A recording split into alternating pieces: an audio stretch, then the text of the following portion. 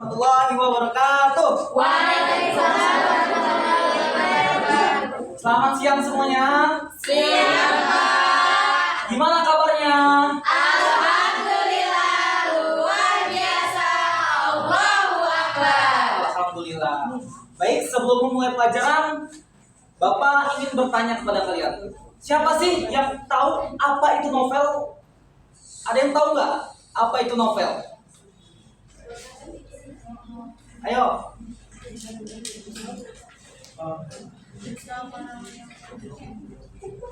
Adinda Anis Ababil. Apa itu novel?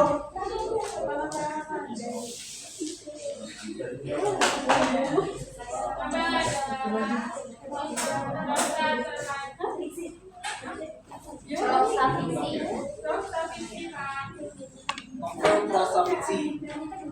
Mendekati. Ada lagi? Nah, oke.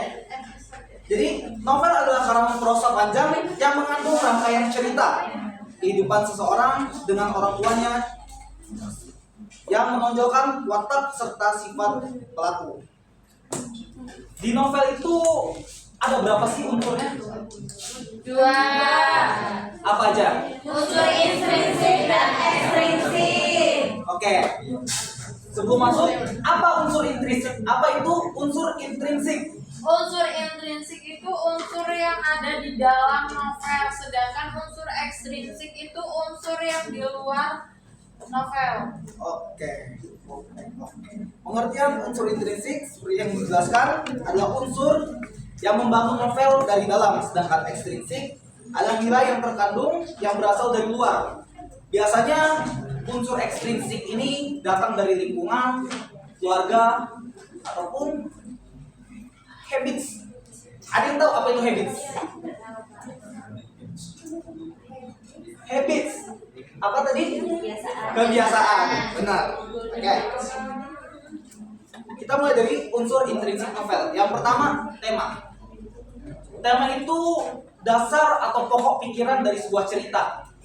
Tanpa tema, sebuah cerita tidak akan bisa terbentuk. Coba kalian buat cerita tanpa tema. Kira-kira bisa nggak? Enggak bingung. Kenapa? Karena enggak ada tujuannya. Oke. Nah, kemudian plot dan alur.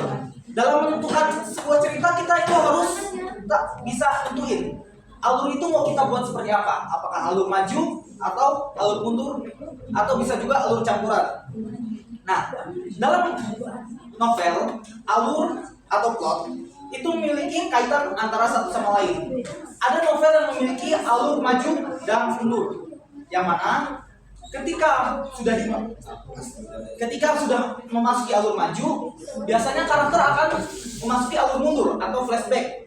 Itu biasanya untuk mengingat kejadian di masa lalu atau mengkaitkan hubungan antara peristiwa yang terjadi di masa sekarang dan masa lampau. Kemudian ada penokohan. Penokohan adalah teknik bagaimana pengarang menampilkan tokoh dalam cerita sehingga dapat diketahui karakter atau sifat para tokoh. Sifat para tokoh ini ada berapa sih? Ada 3. Masa 3? Ayo, yang tahu sifat atau watak pada tokoh? Antagonis, protagonis, figuran. Udah kok 3. Kok bingung kan? Ada yang tahu figuran itu apa? Pendukung. Peran pengganti. Oh, peran pengganti? Tambahan. Cadangan, Pak, cadangan. Cadangan tambahkan. Enggak dong. Peran pendukung itu fungsinya untuk mendukung alur atau plot cerita. Tanpa peran pendukung, cerita tidak akan berjalan. Percuma dong kalau cuma karakter utamanya aja. Iya. Ya kan? Iya. Latar. Latar adalah landasan atau tujuan yang memiliki pengertian tempat, hubungan waktu. Ada yang tahu nggak sih? Ada yang pernah baca novel? Ada yang baca karya Terelie? Belum. Belum selesai. Belum selesai. Novel apa? Novel apa deh? Si anak pintar. Si anak pintar. Itu Dia adalah anakku. latarnya gimana? Latarnya kalau si anak pintar ini di perkampungan, di perdesaan, latarnya. Terus latar waktunya itu pada sore hari, suasananya itu senang, sedih, marah, dan tempatnya itu di kereta, terus di sungai, di sekolah, di rumah, di depan rumah. Oke. Waktunya Mas Reski. Fungsi latar itu apa? Fungsi latar dalam sebuah cerita atau novel.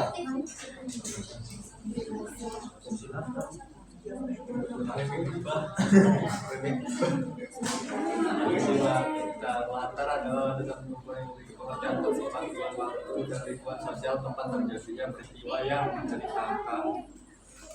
Selain itu juga merupakan pelukisan tempat, waktu, dan situasi atau suasana terjadinya suatu peristiwa.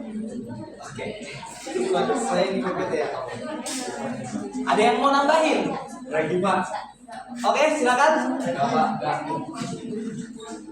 Kemudian ada amanat atau pesan. Amanat ini ada berapa jenis? Dalam amanat ada berapa jenis amanat dalam sebuah cerita? Oh, satu. Amanat pendidikan, amanat Bukan. Ayo, ada berapa jenis amanat? Apa aja? Apa? Ayo. Tersurat dan tersirat. Oke. Amanat secara tersirat dan tersurat. Mas Mubarak, Ya, amanat secara tersirat itu apa? pesan dari sang pengarang. Terus? Pesan yang disampaikan oleh pengarang melalui novel itu. Ada tambahan? Oke. Jadi amanat secara tersirat itu adalah sebuah pesan yang disampaikan oleh penulis kepada pembaca secara tidak langsung. Biasanya melalui alur, watak tokoh, ataupun dialog. Kemudian amanat secara tersurat. Amanat yang disampaikan secara langsung. Biasanya itu disampaikan di akhir cerita. Akhir cerita. Epilog termasuk amanat nggak? enggak. Apa tuh? epilog itu Lawanannya prolog kalau enggak. epilog itu adalah penutup dari suatu novel. Penutup cerita. Bagian akhir. Benar semua. Masih kayak happy ending atau sad ending. Kemudian ada unsur ekstrinsik novel. Yang pertama nilai agama. Nilai-nilai yang tergantung dalam cerita yang memiliki aturan atau ajaran religius. Ada yang punya contoh novel religius? Penelitiannya Religius. Bukan Pak yang film. Oh, film. Itu Kak, apa? Cinta kertas gitu ya. Ketika cerita Dari ayat-ayat cinta. ini apa namanya, hati, isi hati itu hitam. Itu juga karya Ani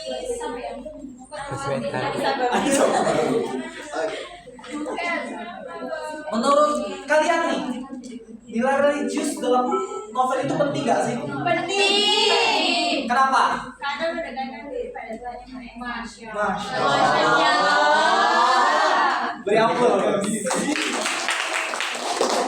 Kemudian ada nilai moral. Nilai-nilai yang berhubungan dengan etika dan sopan santun serta akhlak. Apa itu? Nilai umumnya baik. Nilai moral, akhlak, sifat. Kira-kira novel itu bisa merubah moral seseorang nggak sih? Bisa. Gimana bisanya? Misalnya kalau misalkan orang itu bacanya sangat menjiwai, sangat mendalami salah satu tokoh atau peran yang ada dalam novel itu, bisa saja sifat tokoh di dalam novel itu masuk ke dalam diri dia, jadi terbawa. Oke. Sama buat Nilai moral yang tergantung dalam novel itu dapat mengubah sifat seseorang tergantung dari seseorang membacanya. Terkadang ada orang yang nggak bisa nangis, tapi ketika dia membaca sebuah novel, dia menghayatinya, dia memasukkan ceritanya ke dalam hati, dia menangis. Kemudian unsur intrinsik berikutnya itu nilai budaya. Nilai budaya adalah nilai-nilai yang berkaitan dengan kebiasaan atau tradisi. Siti Badriah itu termasuk novel budaya bukan? Siti Nurbaya.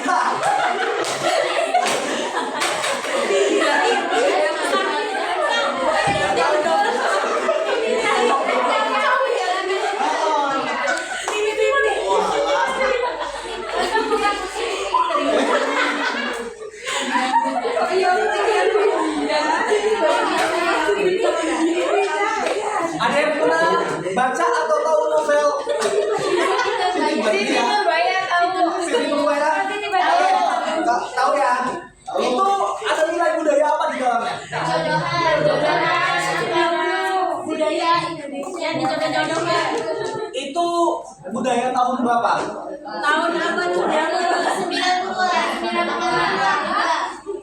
Oke, menurut kalian nih, novel Siti Nurbaya itu menceritakan tentang budaya perjodohan. Jadi, apa yang mau disampaikan penulis melalui novel Siti Nurbaya itu? Ada yang tahu?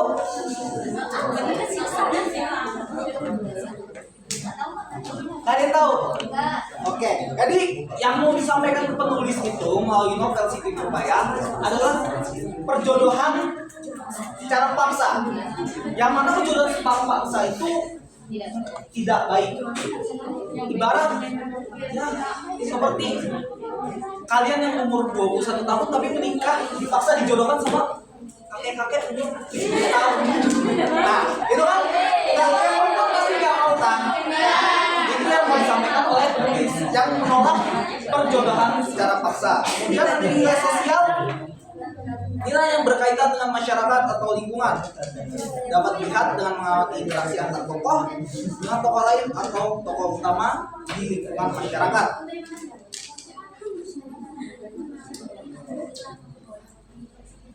Analisis sebagai contoh kutipan novel berjudul Azab dan Sengsara, novel karya Merati Siregar.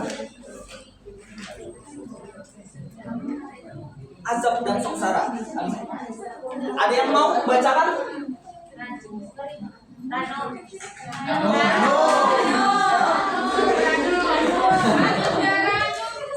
Adinda Ranu.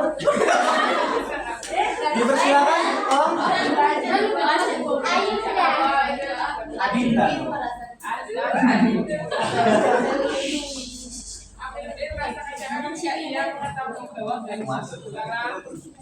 Mari amin supaya ayahnya tidak malu dan kecewa. Aminuddin menerima gadis tersebut menjadi istrinya. Aminuddin sontak berkirim surat kepada Mariamin untuk menjelaskan duduk perkaranya. Sebelum suratnya selesai dibaca, Mariamin pun bahkan sudah pingsan, lalu ia jatuh sakit. Sontak ayah Aminuddin merasa bersalah sehingga meminta maaf kepada Mariamin dan ibunya. Ia pun berjanji akan tetap bersahabat dengan keluarga Sultan Baringin.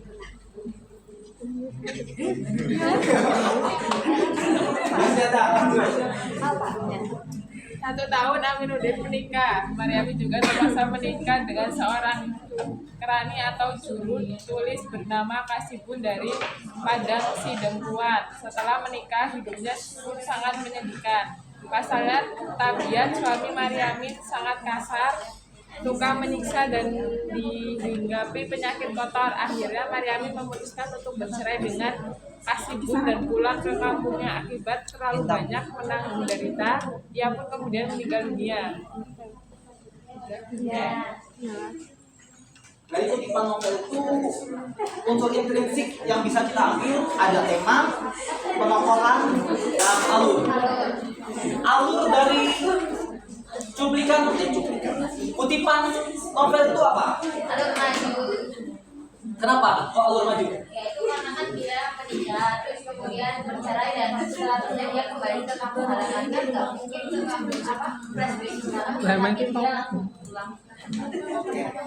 Kemudian untuk temanya apa sih? Ada yang tahu? Cintaan, pernikahan, Enggak ada. kesedihan dan bercinta, Itu masuk. Ada lagi tema yang terkandung di dalamnya. menderita, Penderitaan. Lagi. Kayak novel apa tadi? Siti Nurbaya. Nah, itu sama kayak novel Siti Nurbaya. Temanya mengangkat tema pernikahan paksa, perjodohan paksa, kawin paksa. Jadi si penulis ini dia nolak tema kawin paksa dan masih ada tema-tema lainnya yang tidak disebutkan. Kemudian alurnya maju dari pengokohan sudah terlihat ya seperti apa watak dari tokoh-tokoh dalam novel tersebut, dan amanatnya dari kutipan di atas, amanat kebahagiaan itu sesuatu yang kita inginkan, namun terkadang kita tidak dapat memperolehnya. Meskipun ditimpa banyak ujian, kita perlu untuk bersabar. Kelak kebahagiaan akan sampai pada kita pada saatnya. Sekian dari saya. Apabila ada salah kata, saya mohon maaf. Untuk pelajaran hari ini segini dulu. Untuk tugasnya, cari novel bergenre horor dan analisis unsur intrinsik serta ekstrinsiknya. Oke, terima kasih. Bila fisabilillah, wassalamualaikum warahmatullahi wabarakatuh.